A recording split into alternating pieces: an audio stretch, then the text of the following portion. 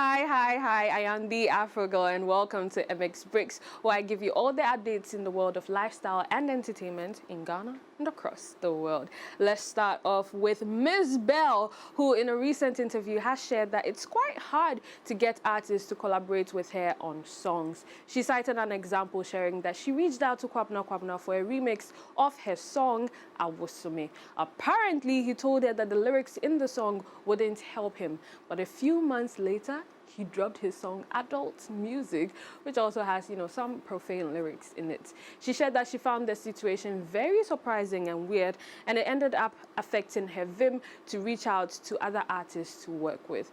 She added that she hasn't done any collaborations with the new crop of artists in Ghana now, also because they end up tossing you even though they initially agreed to work with you, making the whole situation a long one. Moving on to Nigeria, Burna Boy has released the track list for his upcoming album, I Told Them.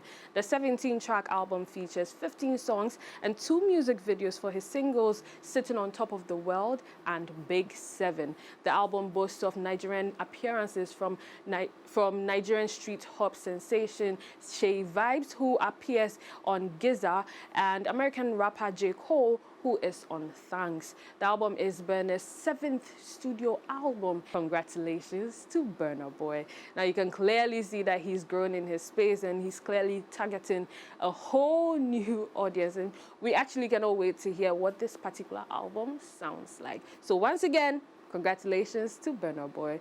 Moving on, but still in Nigeria, we have Guinness World Record holder Hilda Bassi, who disclosed that she auditioned for Big Brother Naija 5 different times, but was not chosen. She noted that she decided to audition for the popular reality show while still planning her record-breaking attempt. Hilda also added that she planned to hold her cookathon after coming out of the Big Brother house, but she was never selected.